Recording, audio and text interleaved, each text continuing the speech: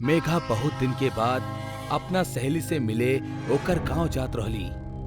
ओकर ट्रेन बहुत रात में गांव के स्टेशन पर पहुंचलस। वो ट्रेन से उतरल और आसपास रिक्शा या टैक्सी ढूंढे लागल। स्टेशन बिल्कुल सुनसान रहल। मेघा के दूर दूर तक कौनो भी इंसान नजर ना आवत रहल। वो थोड़ी बेचैन हो गई। बहुत ढूंढे पे ओके एगो रिक्शा नजर आयल, जेके अंदर ओकर ड्राइवर सुतत रहल। मेघा ओ रिक्शा वाला के पास गई। सुनी भाई साहब। का हा? जी हमरा गांव जाए के बा।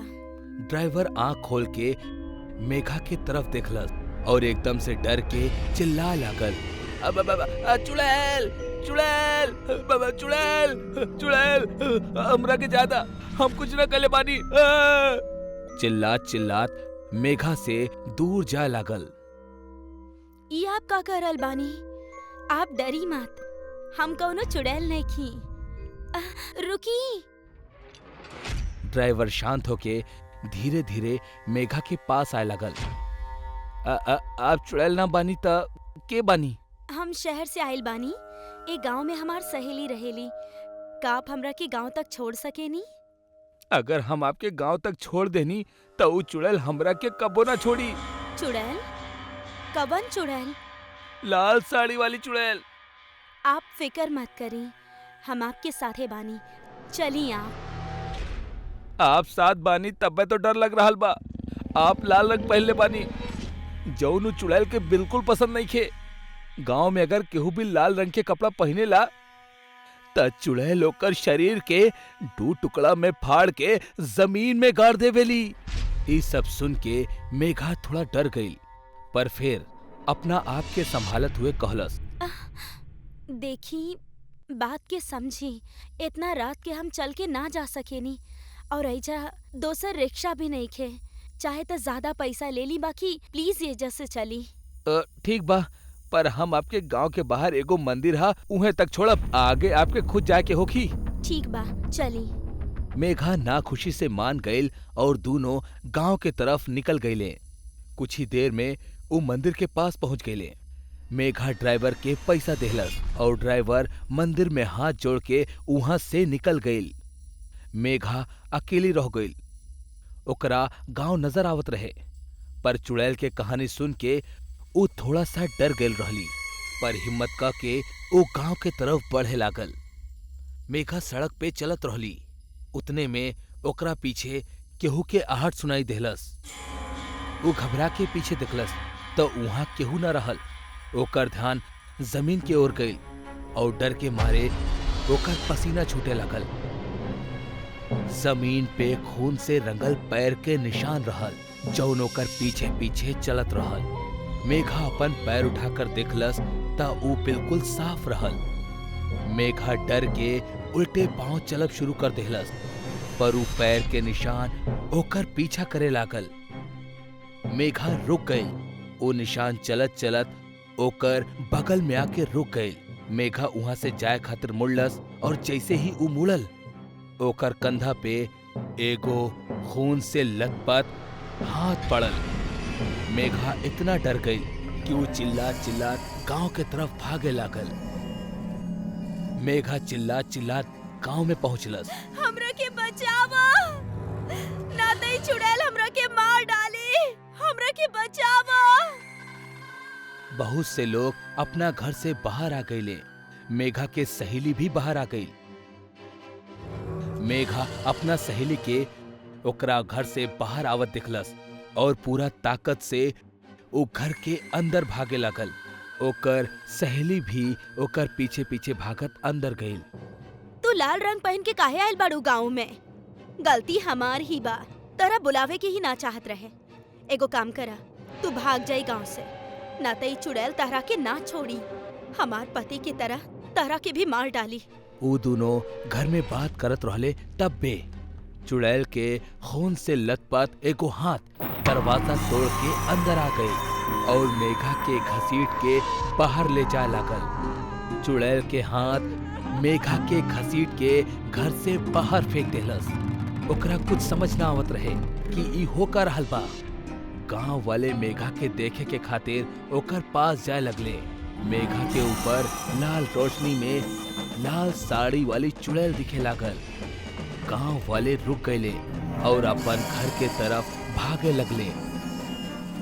चुड़ैल के रूप बहुत भयानक रहल। पूरा साड़ी खून में लथपथ होके के कारण वो खून के बूंद मेघा के शरीर पर भी गिरत रहली। मेघा के चेहरा खून से लाल हो गल रहे। हम तहरा से इतना बार कहनी कि गांव में लाल रंग पहन के केहू ना आवे के चाही, बाकी तू लोग हमार बात ना मनला। अभी लड़की जान से जाई।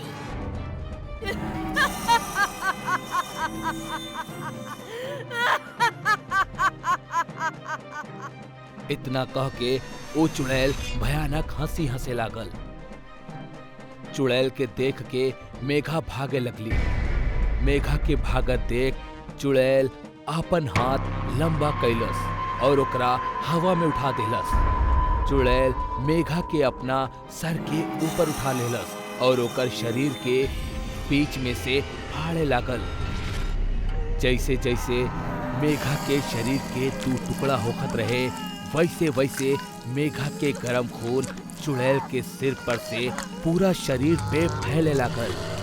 ओ खून के वजह से चुड़ैल के साड़ी और भी लाल होके लागल। शरीर के फटत समय मेघा इतना जोर से चीखत रहली कि ओकर चीख के वजह से पूरा गांव थरथरा उठल। सारा गांव वालन के रूह कांप उठल।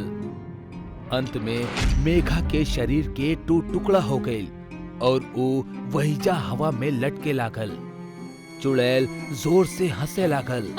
वो अपन हाथ जोर से जमीन पर दे मरलस और ओकर वजह से जमीन में दो गड्ढा हो गई। चुड़ैल अपना दोनों हाथ में दो टुकड़ा लेहलस और दोनों गड्ढा में एक एक फेंक देहलस। जैसे ही टुकड़ा गड्ढा में गिरल, ओकरा ऊपर अपना आप मिट्टी गिरे लागल और देखत ही देखत गड्ढा ढक गई। जमीन जैसन रहल वैसन हो गई। चुड़ैल के अंदर से लाल रोशनी निकले लागल और वो रोशनी में वो गायब हो गई। चुड़ैल के जात ही मेघा के सहेली वो गड्ढा वाली जगह पर आ गई और रोए लागल। धीरे धीरे सारा गांव वाले इकट्ठा होके लगले। कहेले रात दिन से ज्यादा खतरनाक होखेला और अमावस के रात त ऐसे भी ज्यादा। अमावस की रात में भुतहा इलाका में परिंदा भी पर मारे से पहले 100 बार सोचेला, काहे कि ई रात में भूत प्रेत और भटकत रूह के गुस्सा और उनकर शक्ति अपना चरम पर होखेली और अपना दायरा में उस शख्स के तलाश करेले जे उनकर शिकार बन सके।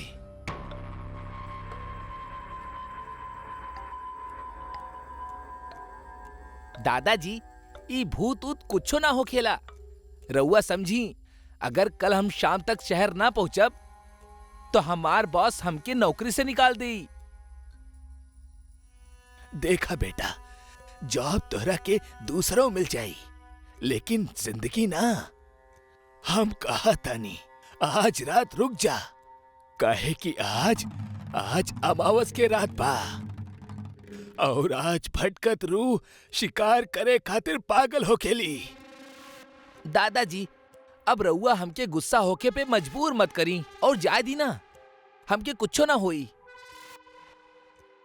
संजय के ऑफिस के छुट्टी खत्म हो चुकल रहल और ओकर बावजूद भी वो ऑफिस ना पहुंचल। यही वजह से कल तक ओके शहर कोनो भी कीमत पर पहुंचे के रहल। घर वालन के लाख समझौला के बाद भी संजय केहू के एक ना सुनलस और अपन सामान लेके गांव के पुराना कब्रिस्तान के पास बनल इकलौते बस स्टैंड के पास अकेले पैदल ही चल पड़ल। ना जाने गांव के लोग कितना अंधविश्वासी बाड़े।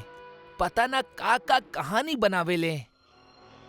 संजय अबहीं कुछ देर चलल ही रहल कि तबहीं आसमान के बादल काला पड़े लगल और तेज हवा चले लगल। ऐसन लगत रहे जैसे ई हवा संजय के बार बार कौनो खतरा के संदेश दे रहल बा। लेकिन वो कहेले ना, विनाश काले विपरीत बुद्धि, और ऐसन ही कुछ संजय के साथ होके वाला रहल। संजय रात 11 बजे वो भूतिया गांव में अकेला रह ही रहल। वो अब वहीं आगे कुछ दूर ही गए रहल कि तब पे ओके ऐसन लगल जैसे ओकरा पीठ पे केहू हाथ रख ले हो। ऐसन महसूस होखा थी संजय एकदम से घबरा गए और पीछे पलट के बोलस, के बा? जब संजय पीछे पलटलस तो ओकरा के केहू न दिखल और एकरा बाद वो अपना सफर के कंटिन्यू करे लगल। वो अब एगो चौराहा पर पहुंच चुकल रहे जहां पे 4 रास्ता आपस में जुड़त रहे।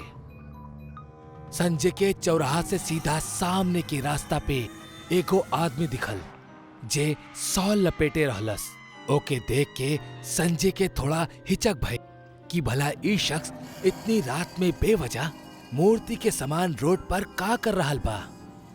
संजय बिना कोनो हरकत कैले वहीजा उस शॉल लपेटल आदमी के बेहद नजदीक से गुजरल। वो आगे बढ़त जात रहे लेकिन ओके बार बार ऐसा लागत रहे कि कोनो शख्स ओकरा साथ साथ ओके पीछे चल रहल बा। संजय बहुत ज्यादा घबरायल रहे पर फिर भी हिम्मत करके वो पीछे पलटलस त देखलस पीछे वही शॉल लपेटल आदमी पीछे खड़ल रहे। संजय के वो आदमी के बिहेवियर बहुत अजीब लगल। वो कहीं संजय के पीछा तो न करत रहे। संजय दोबारा अपना रास्ता चले लगल और ई बार भी उस शॉल लपेटल आदमी ओकर साथ साथ चले लगल। जब संजय चलत त ओकर परछाई बन के ऊ आदमियों चलत। जब संजय रुक जात त ऊ आदमी भी रुक जात। संजय अब ई चीज से बहुत ज्यादा इरिटेट हो चुकल रहे। यही से ई बार ऊ रुकल और पीछे पलट के ऊ आदमी पे बहुत जोर से चिल्लाए लगल, के बाड़ा तू? कोनो पागल बाड़ा का? ई तरह आधी रात के वक्त हमार पीछा काहे करत रहा? ऊ आदमी ए पर कोनो रिएक्ट न कैलस और बिना कुछ बोलले चुपचाप खड़ा रहल। ओकर ई रवैया संजय के और गुस्सा दिलावत रहे। यही वजह से संजय ओकरा गले से शॉल के निकाल लेहलस तो ओकरा एक जोरदार झटका लगल। ओकरा सामने जौन आदमी खड़ा रहल ओकर चेहरा पूरा जलल रहे और आंख के पुतली सफेद रहे। भूत! ई बोलत बोलत संजय वहां से भागे लगल। अबही हूँ एको भयानक चेहरा वाले प्रेत के दिखले रहल। तब पे अचानक से ऊ आदमी संजय के एकदम सामने आ गई और दांत निकाल के हंसे लगल।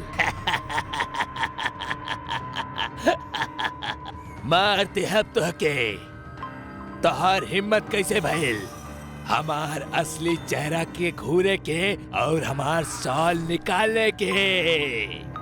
तू हमार असली और बदसूरत चेहरा देख ले बड़ा। अब तो हार मरल तैबा। हमके माफ कर दा, मत मारा हमके, हमसे गलती हो गई। तो के पता बना आज अमावस के रात बा। आज के रात जे पे भी हमनी के नजर पड़ेला ओकर अस्तित्व यही समाप्त हो जाला। इतना कहा थी ओ प्रेत संजय के सीना में अपन हाथ घुसा देलस और एको झटका में ओकर दिल बाहर निकाल लेलस जौन अबहिनो धड़कत रहे। संजय के आखिरी चीख के साथ ही गांव के माहौल फिर से डरावना और शांत हो गई। अगला सुबह गांव वालन के संजय के लाश सड़क पे पड़ल मिलल जिनमें दिल न रहल। ओकर दादाजी अफसोस के आंसू रोवत रहले। काहे कि मना कैला के बावजूद भी संजय अमावस के रात में जैला के बेवकूफी कैलस और अंजाम एगो भयानक मौत। कहेले ऊ गांव में हर अमावस की रात के ऊ शॉल लपेटल आदमी घूमेला, भी राही ओके टहलत दिखेला, ओकर पीछा करेला और ओके कोनो गलती करे पे मजबूर करेला। अगर केहू गलती कर देवेला त ओकर अंजाम एक झटका में उहे होखेला जौन संजय के भइल। हजारों साल पहले राजा विक्रम के पास एगो चमत्कारिक बोतल रहल। ओकर अंदर एगो जादुई औरत रहली, जेकर जादू के इस्तेमाल राजा अपना दुश्मन के मारे के खातिर करत रहल। एक दिन राजा विक्रम के कहला पे वो औरत दरबार के एगो पंडित के वो बेगुनाह होखत हुए भी जहर दे देलस। पंडित मरत समय वो औरत के श्राप दे देला। ए जादुई औरत, हम तोहरा के श्राप दे रहल बानी कि अब से जौन भी व्यक्ति तोहरा के बोतल के बाहर बुलाई वो खुद तोहार शिकार हो जाई, और अब से तू कोनो जादुई औरत ना बल्कि शैतानी चुड़ैल बन के बोतल से बाहर आईबू। बोतल के चुड़ैल। ई घटना के बाद राजा विक्रम वो बोतल के तहखाना में छिपा देलस। दिन बीतल चल गई। राजा बहुत नाखुश रहत, काहे कि पंडित के श्राप देवे के बाद वो जादुई औरत के बाहर बुलौला बंद कर देले रहल। एगो रात जब राजा अपना कमरा में आराम करत रहल, तब्बे ओकर भाई अकरम ओकर महल पे आक्रमण कर देलस। घमासान युद्ध भइल और राजा विक्रम हारे लागल।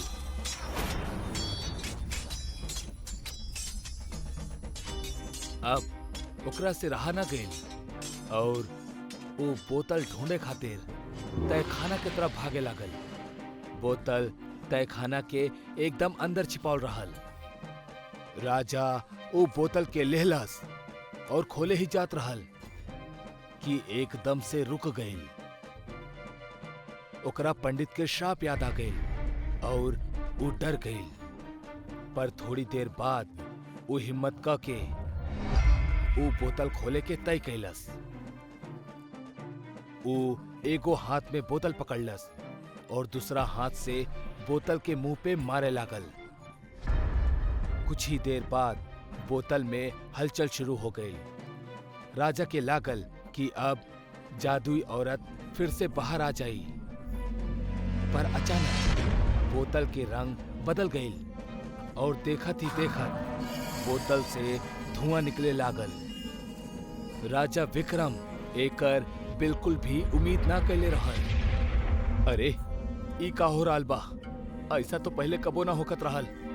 लागता ये पंडित के श्राप के ही असर बा। मतलब अभी बोतल से चुड़ैल निकली। राजा विक्रम डर गए और वो बोतल के वहीं फेंक दिलस, पर धुआं फिर भी निकलत रहल। राजा दरवाजे की तरफ भागे लागल, पर दरवाजा अचानक से बंद हो गई। वो पीछे मुड़ के धुआं की ओर देखलस। धुआं में एगो चुड़ैल के परछाई दिखे लागल और ओकर जोर से हंसे की आवाज तहखाना में गूंजे लागल। राजा विक्रम वो आवाज से और भी डर गए। अब धीरे धीरे धुआं कम होके लागल और वही जा एगो खतरनाक चुड़ैल दिखे लागल। कैसन बानी महाराज? बहुत दिन बाद याद कैनी हमरा के। आज हम आपसे ना पूछब कि केकरा सजा देवे के बा, काहे कि हम जाना तानी आज हमार शिकार आप खुद बानी। आप खुद हमरा पास आइब या हम आई? खबरदार, जौन तो हमरा पास भी एलू तो हम तो हर महाराज बानी। तू हमरा के ना मार सकेलू। आप ओ बोतल के औरत के महाराज रही, हम बोतल के चुड़ैल बानी और हमार केहू महाराज नहीं खे। जौन भी हमरा के बाहर निकाली ओ मारल जाई। इतना कह के वो चुड़ैल हंसे लागल। हम कहा तानी वापस बोतल में चल जा। हाँ चल जाएब, लेकिन आपके साथ लेके ही जाएब।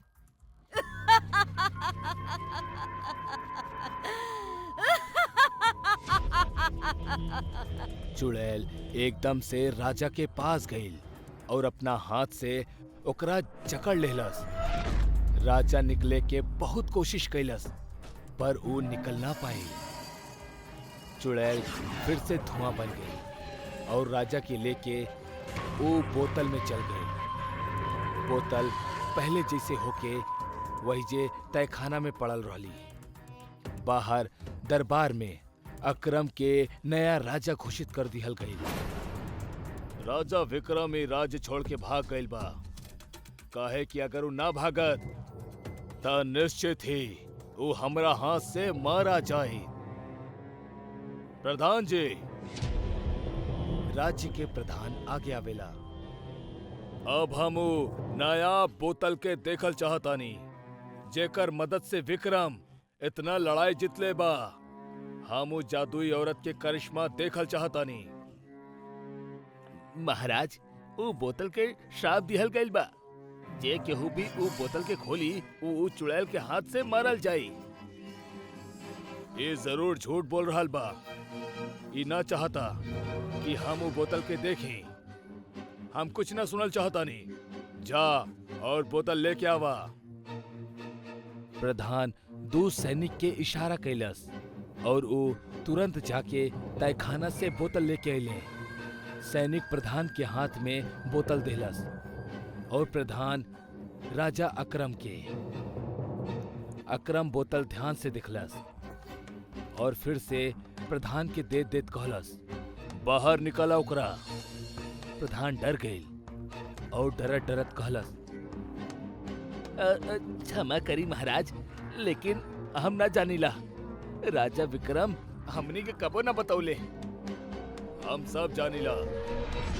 ये सब तू लोगन के साजिश है ताकि हमरा जादुई औरत ना मिले, लेकिन हम एकरा लेके ही रहब। राजा अकरम गुस्सा में उठल और वो बोतल के जमीन पे जोर से फेंक देलस। दरबार के सब लोग डर गए। बोतल जमीन पे गिरे के कारण वो टूटे लागल और एकदम से फट गई। फटे के कारण उनमें से धुआं निकले लागल। ओकरा देख अकरम भी थोड़ा डर गई। पूरा दरबार में धुआं फैल गई और चुड़ैल के हंसे के आवाज आवे लागल।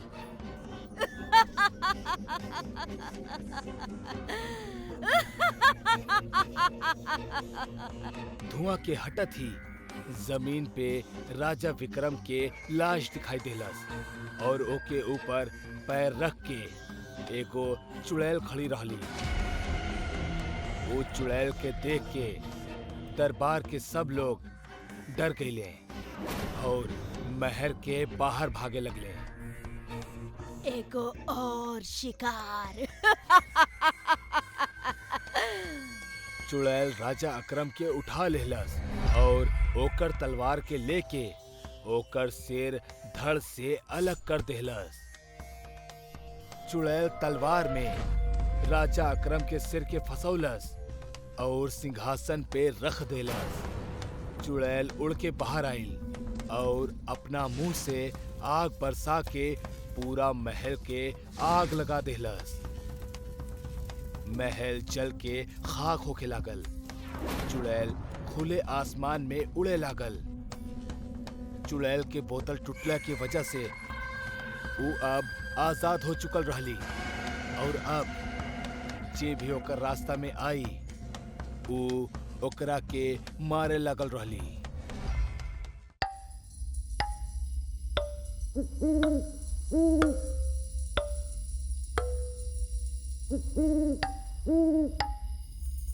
अरे हाँ दादाजी, हम समझ गए नहीं आपकी बात। हम गांव में भोरे में आई, राती में ना आई, और अगर कोनो अनजान इंसान दिखी तो हम ओकरा के ना टोकब। कितना बेरी आप हमरा के एक ही बात समझावे ले। चलिए अब हम फोन रखा तानी, काहे कि निकले के तैयारी कर रहल बानी। अतुल 25 साल के एगो खूबसूरत नौजवान रहल। वो अपन इंडिविजुअल फैमिली के साथे शहर में रहत रहल, लेकिन ओकर अपन गांव और गांव के पुश्तैनी मकान से कुछ खास लगाव रहा। यही वजह से जब भी ओकरा मौका मिलत वो अपन गांव जाइत और घूम के वापस आ जाइत।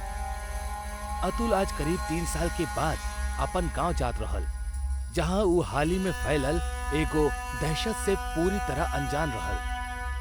आज पूर्णिमा के दिन रहल। सुबह के 7 बजे ही अतुल ट्रेन पकड़ ले रहल और तकरीबन शाम के 5 बजे अतुल पहुंच गए अपन जिला राजगढ़ में।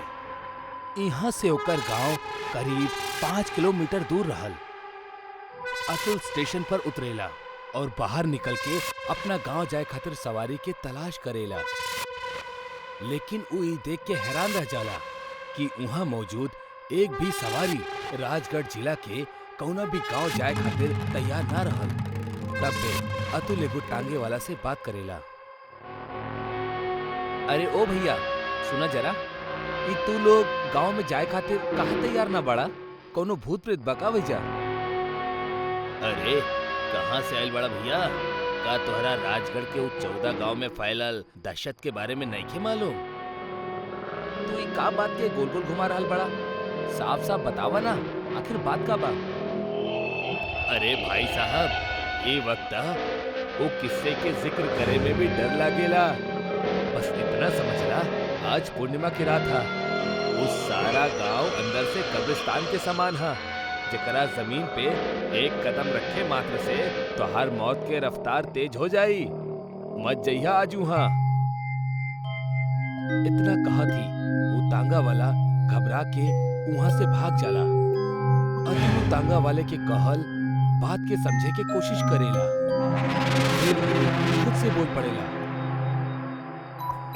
ये गांव वालन के कोनो काम धंधा नहीं, बस एगो मसाला मिले के चाहिए। इनकरा के लागेला कि हम शहरी लौंडा इनकर तकिया सुनल बात से डर जाए। अतुल अपना मन में इतना बड़बड़ात हुए आगे चल देवेला। ओकर हाथ में ओकर एगो सूटकेस रहल, जेके लेके अतुल बिना कोनो सवारी के पैदल ही गांव के तरफ चल देवेला।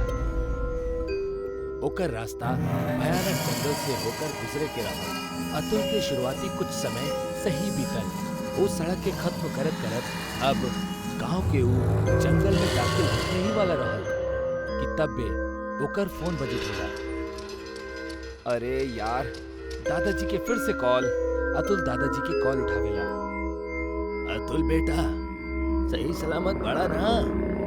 आज के रात कौनो होटल या लॉज वगैरह में गुजार लिहा। आवे के गुस्ताखी मत करिहा, काहे कि गांव में एको बहुत ही खतरनाक जुएल भटकेली। आकर्षक मर्दन के दादाजी अब ही इतना कहले ही रहले कि अतुल के फोन बैटरी लो होखला की वजह से बंद पड़ जाला। कोशिश करते रहे। तांगा और दादाजी दोनों की बात लगभग एक ही जैसन रहल। तो कहीं सच में ना, अब बस एको जंगल ही तो पार करे के बा। जल्दी जल्दी चल पानी। अतुल अपन कदम तेज कर लेवेला। कुछ देर बाद ओकरा एगो तेज खुशबू आवेला। वो अचानक वो खुशबू के तरफ आकर्षित हो जाला और ओही तरफ जाए लगेला। वो कौनो इत्र के खुशबू रहल, बड़ी मनमोहक। अतुल वो इत्र के खुशबू के तरफ आकर्षित हो चल जात रहे। वो एगो शादी के मंडप जैसन दिखे वाला एगो वीरान पड़ल मंडप के पास जाके रुक जाला, जहां सामने ओकरा दुल्हन के जोड़ा में खड़ल एगो औरत दिखाई पड़ल। अतुल पे वशीकरण भइल रहे और यही के चलत उस शादी के मंडप तक आ पहुंचलस। एकरा बाद अतुल धीमे धीमे मंडप के अंदर दाखिल होखेला और फिर वरमाला पहनावेली। और ओकर ठीक बाद अतुल भी ऊ औरत के ऊ वरमाला पहनावेला। अतुल अपने आप विवाह के सारा रस्म के करे लगेला। विवाह संपन्न हो जाला के बाद अतुल अचानक से बेहोश हो जाला और जब ओकर आंख खुलेली तब वो होश में आ चुकल रहल और अपन कंट्रोल में रहल। ओकर पूरा शरीर में एगो भयानक दर्द हो उठल रहे। अतुल वो दर्द से परेशान उठे के कोशिश करत रहल, लेकिन ई का अतुल के हाथ और पैर दोनों किनारा से बंधल रहे। तब्बे ओकरा अपना सामने एगो औरत घूंघट में आवत दिखाई देवेली। वो औरत के देख के अतुल चीखब और चिल्लाइल शुरू कर देवेला। के बाड़ू तू और हमरा इस तरह काहे कैद करके रखले बाड़ू? फिर वो औरत आपन घूंघट उतारेली। ओकर चेहरा देख के अतुल के पूरा शरीर कांपे लागेला। वो जलल चेहरा वाली एगो डरावनी औरत रहल, जेकर आंख के पुतली गायब रहल और पूरा चेहरा से लाल खून झलकत रहल। इतना डरावना नजारा के देख के अतुल कांपब शुरू कर देवेला। के बाड़ू तू? हमरा जायदा, हमरा छोड़ दा। वो औरत अतुल के करीब आवेली और फिर ओसे एगो भारी आवाज में कहेली, हम तहरा से शादी करके तहरा यहाँ ले आईनी, बाकी हमरा के मालूम पड़ गइल कि तू हमार पति नहीं खा। एही से अब तहरा के मरे के होई। अब तहरा के मरे के होई। हमरा मत मारा, छोड़ दा हमरा के, ज्यादा हमरा के। अतुल वो डायन से रहम के भीख मांगत रहल, लेकिन रहम इंसानन में होखेला, डायन और पिशाचन में ना। अतुल के ठीक बगल में रखल खंजर हवा में अपना आप उठेली और वो खंजर अतुल के सिर से आर पार हो जाली, जैसे अतुल तड़प तड़प के मौत के नींद सो जाला। अतुल के भी मृत शरीर गांव के बूढ़े चौराहा पर मिलेला, जहवा वो विधवा डायन से शिकार भइल लोगन के मृत शरीर मिलेला।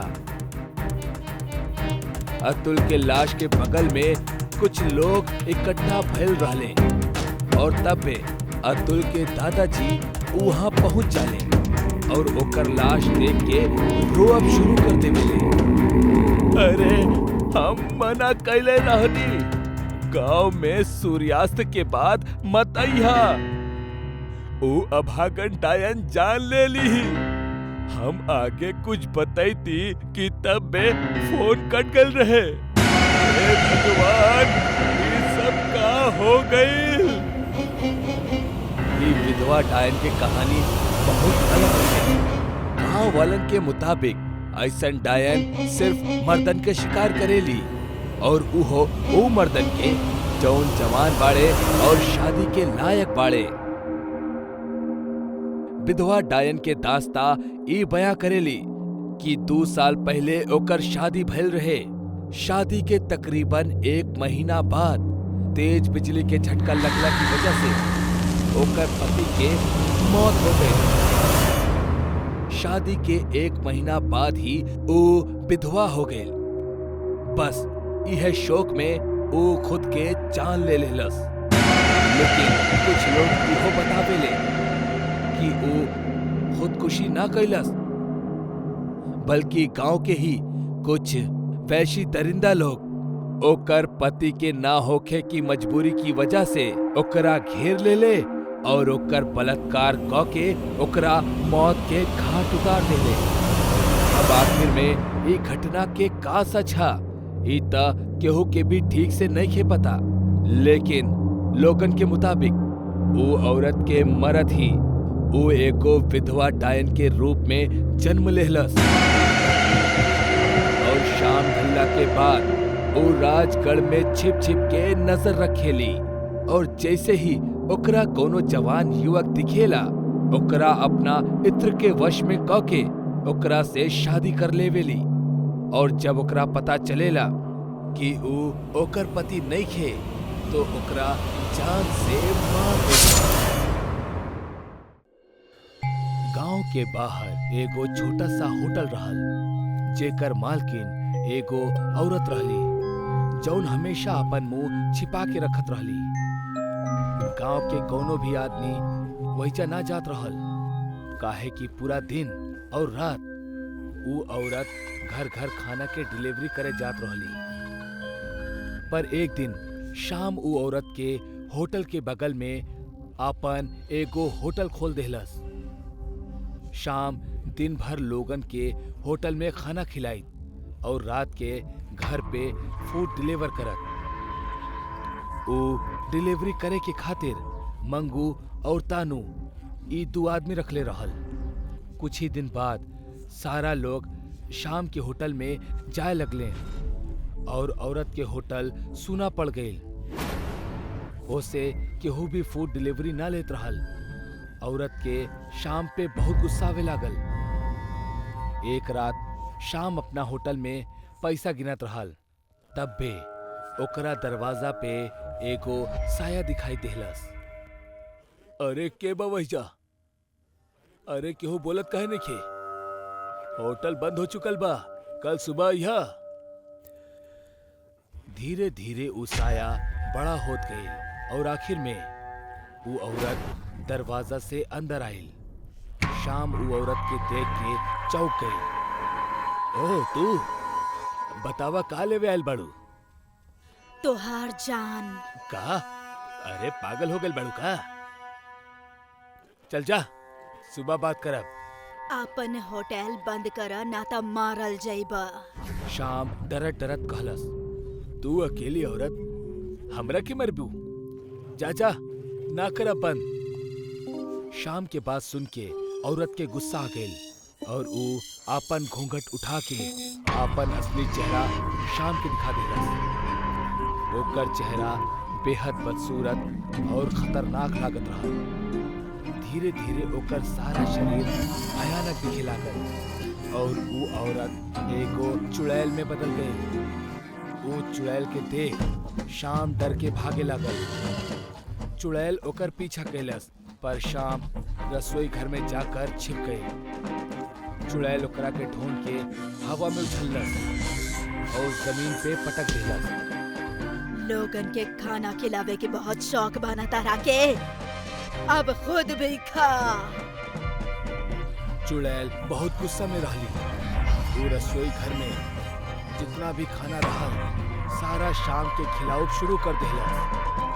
जैसे जैसे खाना शाम के पेट में जात रहा, ओकर पेट फूलत गई। थोड़ी देर बाद शाम खाने से इनकार करे लागल, काहे कि ओकर पेट बहुत फूलत रहल। पर चुड़ैल ओकरा जबरदस्ती खिलावत रहली। अंत में शाम के पेट इतना भर गई एकदम से फट गई। शाम के खून और शरीर के टुकड़ा सारा रसोई घर में बिखर गई। बहुत सारा खून और खाना चुड़ैल के मुंह पे उड़ल और ऊ उहे हालत में जोर जोर से हंसे लागल।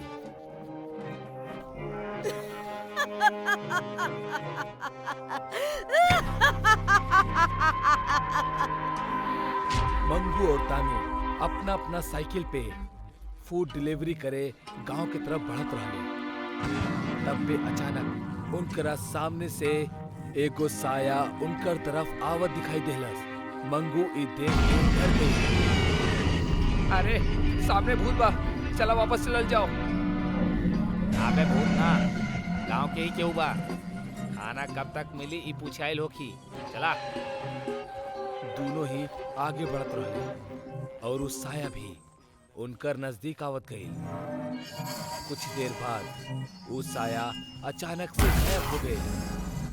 अब की बार मंगू और तानू दोनों ही डर गए। दोनों बीच में ही रुक गए। भाई तानू, ई का हो रहल बा हमनी के साथे? अरे हमरा के भी कुछ समझ में ना आवता भाई। वो दोनों वही जा बीच रास्ता में खड़ा रहले। अचानक से ऊपर से वो औरत उनकर सामने उड़त हुए नीचे आ गई। मंगू डर के मारे चिल्लाए लागल। चुप हो जा, ये सब खाना हमरा के दे दा और भाग जा यहाँ से। ना ना, हम ना देहब, ई गांव वालन के हा और मालिक हमनी पे जिम्मेदारी देले बाड़े। ठीक बा, तहरा के भी तहार मालिक के पास भेजे के पड़ी। मंगू जैसे तैसे करके वहां से भाग गए, पर तानू भागत भागत नीचे गिर गई।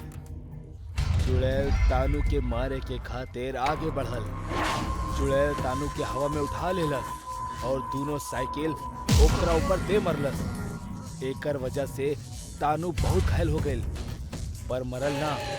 ओकरा जिंदा देख के चुड़ैल फिर से दोनों साइकिल ओकरा ऊपर फेंकलस और ओकरा अधमरा कर देलस। तानू के बहुत खून बहे लागल और आखिर में चुड़ैल तानू के जान से मारे के खातिर ओकरा एगो पत्थर पर फेंक देलस। सर पे चोट लगला की वजह से तानू वहीजा पे ही मर गई। चुड़ैल सारा खाना लेलस और एक एक क के ओकरा देखे लागल। एक गांव वाला सब हमार खाना के ठुकरा के ई खाना के पसंद कैली। अब तो उनका ई खाना खाए के ही पड़ी। चुड़ैल सारा खाना के जमीन पे रखलस और हाथ के ओकरा ऊपर रख के जादू करे लागल। धीरे धीरे चुड़ैल के हाथ से धुआं निकले लागल और वो पूरा खाना पे फैल गई। ई देख चुड़ैल जोर जोर से हंसे लागल।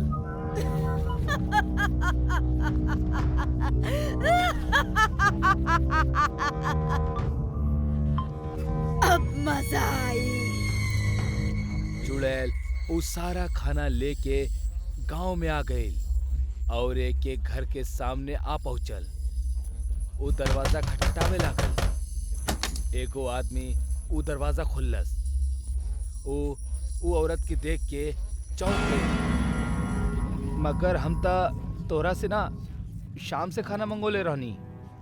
यो ही होटल के बा, बस हम देवे आयल बानी। वो आदमी खाना लेके अंदर चल गई और उहे तरह वो चुड़ैल फिर से औरत बन के एक एक घर में जाके खाना देवे लागल। जितना भी लोग खाना मंगोले रहले वो सब खाना खा के जौन सुत गईले त सुबह उठबे ना कैले। काहे कि वो चुड़ैल वो खाना में जहर मिला देले रहल। वो हादसा के बाद लोग चुड़ैल के होटल से खाना मंगवावल बंद कर देले।